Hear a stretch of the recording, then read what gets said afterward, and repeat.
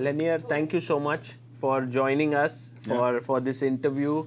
Um, is this the first freestyle event that you are playing? It's the first Grand Slam event, but not the first freestyle event. I played the Grand Open, and I've played a few tournaments of freestyle or 960 or in St. Louis. I've been playing for 4 or 5 years. We do a tournament each year with the format, so I have some experience. Yeah, and also this one is a very star-studded event. Some of the biggest names of chess are Yes. here. How does it feel for you to play such an event? Yeah, it feels great. It's always a challenge. I mean, it's a real test of who you are when you play these guys. Yeah, it's not the same. I really enjoy the format in Grenke, where it's a bit more like a mix between the really strong players and then maybe lower rated players and even amateurs. So it's a much different tournament. It's good in its own way, but this one I feel it's a real test of who you are and where you stand on this format as a player, because you simply get no rest. I mean, it's one really tough game after the other, so you have to be in top shape in order to have a chance. So that's what I will try. Did you prepare specifically for this? Yeah, I mean, it's hard to. I think everyone is trying to figure out what's the best way to prepare, obviously. But I did try to play some training games, and hopefully that will help me at least a little bit. And here, what's your aim like? Like, there is there are two groups, Yes. 8 players each, and then top 4 make it to the next, like the upper bracket. Yeah.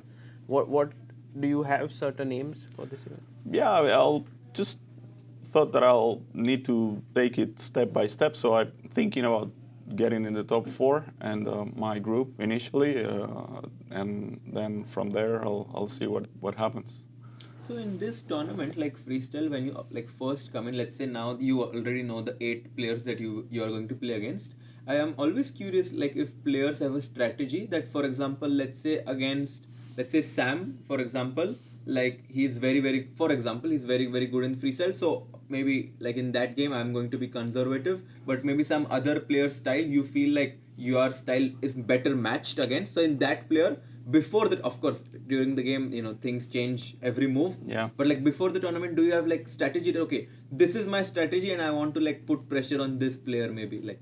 I don't think for this format, at least I don't really think in terms of what I will do in freestyle against this player. But it is true that obviously there are certain players against whom you feel a little bit more comfortable based on past results and your score and things like that. So it's kind of a little bit subjective, but it makes sense to that it is that way. So I definitely feel that way, like depending on which group I am. Of course, certain players I feel a little bit more confident than others. But as far as strategy for the game, I think it's just the freestyle game. You just have to Take it out, to play well and hopefully come up with some good original ideas. Mm-hmm. And you have come here with your wife, yeah? Yes, Could and you my tell- kids also. Yes, Your kids are also yes, here. they're here. Yeah. Wow. Could you tell us a bit about her, about your family? Does she also play chess? No, she doesn't play. She's not really from the world of chess. She, with time, learned of course, she knows what's going on and she follows.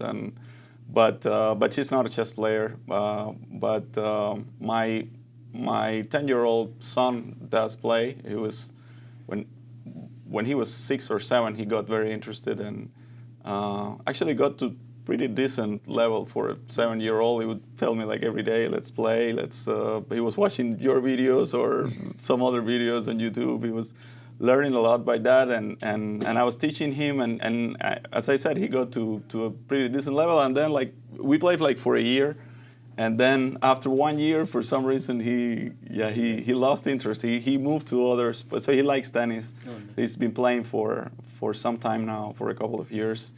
playing tournaments. He has coach and stuff like that. So, but he can understand, of course, very well now what's going on in the world of chess, and certainly in this tournament he will be following closely. Wow, that's amazing. And you yourself are someone whenever I see you or meet you, or I've seen you in different interviews or in tournaments, you come across as someone who is so level-headed, who is so kind always, who is it almost feels like to be a top-level chess player these days, you have to be a little bit eccentric, in some way. But there are no such things that I can find in you. Have you ever thought about this? Like, you are maybe one of the nicest guys. Like, for example, they do talk about the young Indian kids or prodigies like being very humble and so on. But I think you are perhaps someone who's been doing this for years. Yeah, I don't know. It's everyone has his own character, I guess. I was never the guy who liked the spotlight or do things that are too eccentric. I did try to always keep some balance in my life, and especially when you have a family, then that takes more time. And I'm someone who enjoys a lot to spend time with my kids and try to be there for them and teach them good things, and it takes a lot of time. So I find a lot of common interest with them now, especially with my 10-year-old, who is the other one is just a year and a half old. So we spend a lot of time doing sports, and that takes time. And I think that helps me to just have a life outside of chess, because that's the issue many times, that when you're too much into chess and somehow you lack certain escape, let's say, so to speak, outside, then it can become like a problem sometimes. But I never felt that I had that, so I'm pretty happy with the way things went. Is there any sports player in any, like, not just chess, in all the sports, that kind of inspire, like, besides his play, like, you like his personality a lot and you're like, oh, like, maybe this is like... Yeah, I'm a big tennis guy, fan. So yeah. Federer, I will guess Federer. Am I right? Yeah, you like Federer. Yeah, so I like Federer, Djokovic also, big fan. And not only great athletes, but also like great guys. They seem to, I don't know them personally. I wish I could meet them at some point. But they seem like also like really level-headed and balanced in their personal life, and that's also an inspiration apart from just the sport itself. Maybe it's a little bit tricky question, but I wanted to know, like, does that being so level-headed and balanced somewhere stop you from achieving, let's say, the highest level in the sport? Do you feel that? It could be. I thought about it many times, and I do feel that it's a little bit the case in my situation. I was never the guy who had like super, this will to be at the very top no matter what, which I think it's necessary to some extent if you want to do it. Perhaps that's one of my problems when it comes to top level chess, that I was lacking a bit of ambition, and then when you don't have that, you probably don't put all the necessary work. I'm the guy who just works for a couple of hours and then say, okay, but I have to play a bit tennis with my son, or I have to go with the family somewhere, or spend time on other things. And yeah, it's a trade-off, I guess. But thinking with hindsight, I think it could be that if you want to pursue like really the highest of the highest, then you have to some extent be more like a fanatic and just have more ambition and more will to work hard. And picking from that, like in freestyle, like because it feels like from what you said, like your style is a bit more intuitive and like you are like it comes naturally, like where to put the pieces. So do you think that then in that case, for like someone like you, freestyle is a much better format where certainly it's a breath of fresh air for me, but especially at the point where I am in my career. I spent a lot of time playing chess, many years, and you guys know all the preparation that comes into top-level chess. It's not only the playing, but also especially when you're playing classical, you have to prepare 4 or 5 hours in the morning and then play 4 more hours in the afternoon. And when you do that, like time after time and for 20 years or more, then it becomes a bit tiring at some point. And in that sense, I love the format because it just allows you to just come to the game with a fresh head. Maybe you went for a nice walk, maybe you had a nice meal with the family, or you had a good sleep, and then you feel fresh and ready to think about chess. And it's also nice because to me it's like when you're learning chess all over again. Like there's no computer input so far. It's just your ideas about the game. And yeah, from the point of view of the routine of the tournaments, it's quite nice for me because I was getting a little bit, tired, or I wanted to change something in terms of my life during the tournament. It's not all just prep with the computer and then go play, then repeat again. So if it's like this, where you can come to the game, you have some more time. It's actually, in my case, it kind of brings back the love of the game a little bit, which was, I felt that it was being lost somehow in all this modern chess world. Wow. So this actually now gives you more motivation to play, and perhaps, it's very interesting how freestyle is. Everyone's talking about freestyle in this way, that the players are whoever we speak about. Yeah, definitely. Maybe this could become something quite big in the world of chess. I think so. I mean, definitely has the potential, and so far I've been enjoying it a lot, and especially because of that, because I think it's just allows you to, again, appreciate chess in its purest form again, so to speak.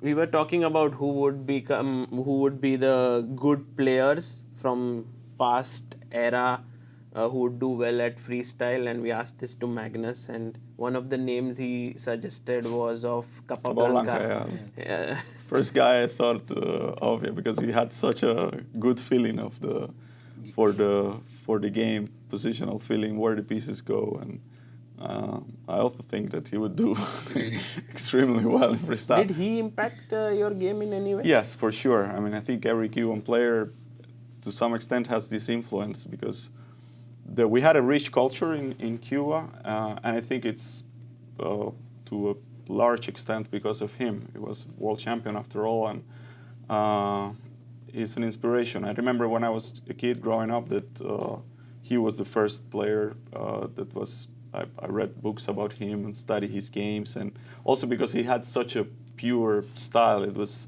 for a kid who is learning, it's ideal to learn from a champion like this. So very nice. So definitely a lot of impact on not only on myself, but in, I think, all Cuban players from the last 5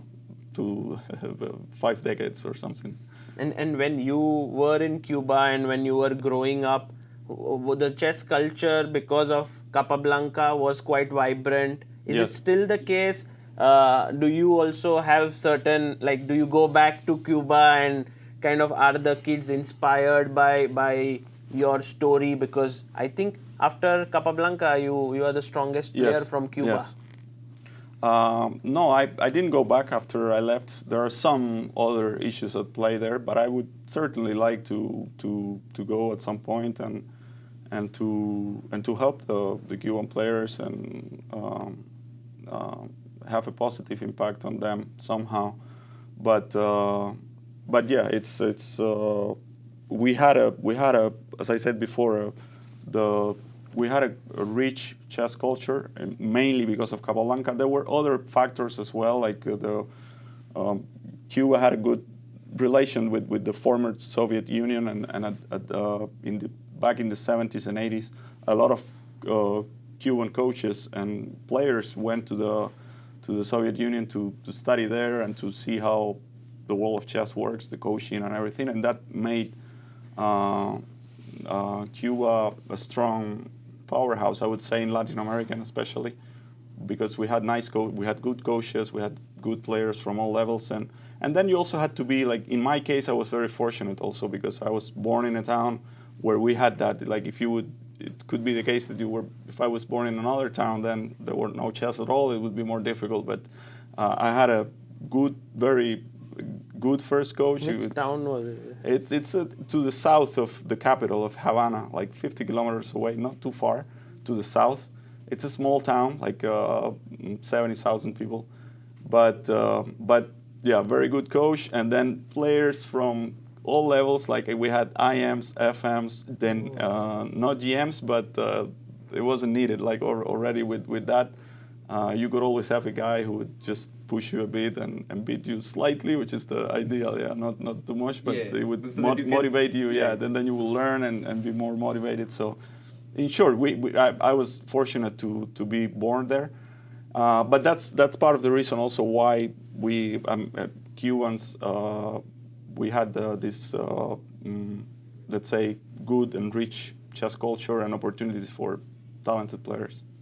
And then coming to the US, I think it has also added a lot of things. I guess you are in very close terms with, let's say, Levon, Fabi. Yes. Yeah. You guys work together. Very vibrant atmosphere. In St. Louis, yes. Then came the opportunity for me to come to St. Louis. It was another step in my career. It actually helped me a lot. How strong were you when you shifted? I think 2018. It was 2018. You were already very strong. Yeah, I was very strong. But somehow, with the support of the St. Louis Chess Club, I was able to do something that I never managed before, which is just really invest in my training. I have serious coaches, because prior to that, it was more like I had good players helping me, but they were mostly friends, but not as professional as I was able to do it later. And I think that definitely pushed me forward in my chess level, and I was able to accomplish perhaps some of my best results after coming to the US. Yeah.